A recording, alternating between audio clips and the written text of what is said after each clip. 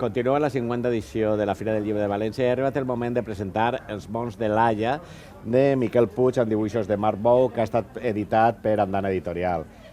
Miquel, benvingut. Els mons de Laia, presenta quins són aquests mons i qui és Laia. Sí, Laia és una xiqueta que té dues germanes més, són tres bessones. Laia va amb cadira de rodes. Ella i les seues germanes són tres xiquetes que gaudixen molt jugant juntes en el carreró de sa casa, en l'andana, en el seu corral. Són Laura i Lorena. Laura, Lorena i Laia, les tres germanes bessones. I tenen una imaginació fantàstica i gaudixen molt posant en marxa la seva imaginació. D'una caixa de cartró fan un carro o una cova per als seus jocs. Però, malgrat aquesta situació, que en un principi és molt positiva, tenen un inconvenient, i és que la germana Lorena té una malaltia que la fa que d'un moment a l'altre perga la memòria, es queda com inconscient. Clar, Laia i Laura, que és una gran lectora que devora els llibres, comencen a preocupar-se en veure que les medicines que els recepten els metges quan porten a Lorena al metge no acaben de funcionar. I pensen si no hi haurà un encanteri que estiga provocant aquella malaltia.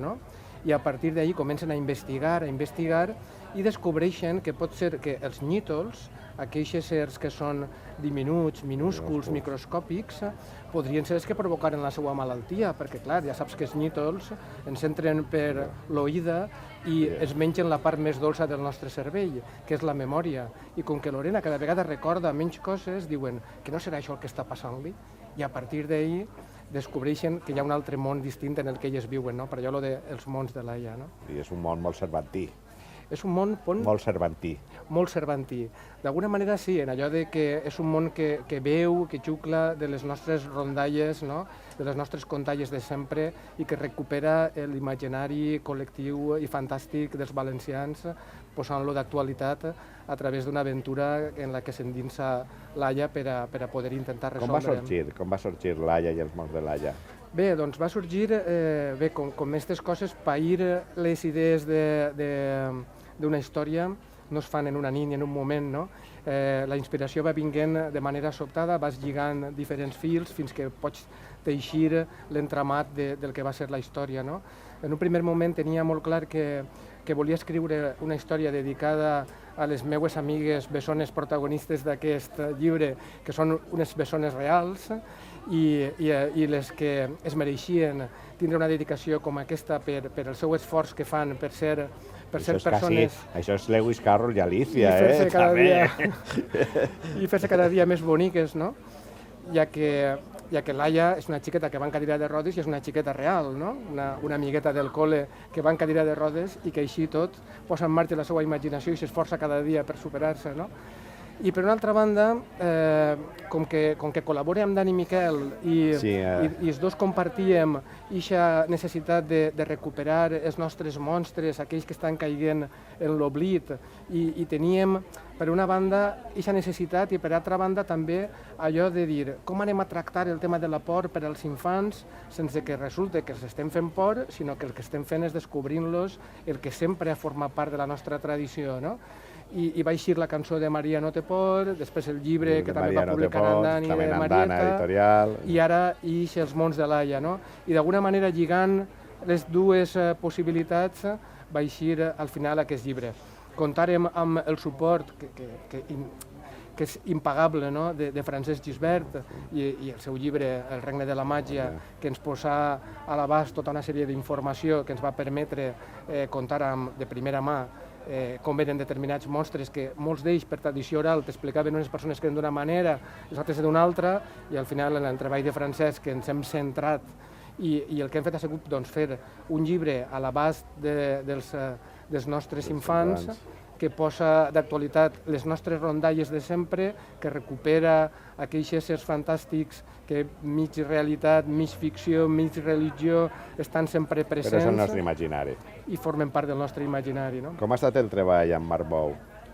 en Excel·lent, aquestes sí. delicadíssimes il·lustracions. La veritat és que ens va sorprendre des del primer moment perquè amb la primera imatge que es va fer, que va ser precisament aquesta que hi ha de l'Aia al peu del faig mil·lenari, vam veure que tenia un aire que aquesta mateixa imatge, no? Aquesta tenia un aire una mica a aquella il·lustració del Tim Burton, que és molt moderna i molt novedosa, però que també conservava allò d'antic que porta també la història per allò que estem parlant del que recupera. No? I després s'ha anat repetint en totes les il·lustracions que és molt detallista i conserva d'alguna manera aquest aire de la tradició que se respira en la lectura del llibre, però posant-li una gota de modernitat que al final ha quedat doncs, molt bé, no? Perquè ha complementat molt bé tota la història. A quina edat s'adreça Els Mons de l'Aia? Doncs el llibre, ja saps que adreçar-lo a una edat és molt complicat perquè els ritmes maduratius dels alumnes són complexos, no? Però el llibre està pensat per a alumnes o per a xiquets i xiquetes entre 8, 10, 11 anys, diguem que seria l'edat ideal. Estem trobant-nos amb xiquetes que en 7 anys han agafat el llibre perquè tal qual ens ho han dit les mares i s'han llegit mig llibre en una nit, que al final han tingut que anar la mare a dir-li apaga la llum, que ja és hora. I la sorpresa és que molts adults, pares, mestres, amics, que per curiositat agafen el llibre, s'enganxen a ell, no poden deixar-lo, i després venen a dir-me que han disfrutat moltíssim en 35-40 anys llegint-se el llibre i em diuen, i que llàstima no me l'haig llegit en 10 anys, perquè si ara he disfrutat, tal vegada en 10 anys encara ho haurà fet més. No? El llibre se complementa també amb una proposta didàctica, porta-s'hi al final un codi QR, i per tant, a través d'aquest codi QR pots descarregar un PDF que porta una proposta didàctica, per tant, hem treballat molt perquè tinguera un poc de tot. Fantàstic. El Mons de l'Aia, Miquel Puig, amb dibuixos de Marc Bou, que ha estat editat per Andana Editorial.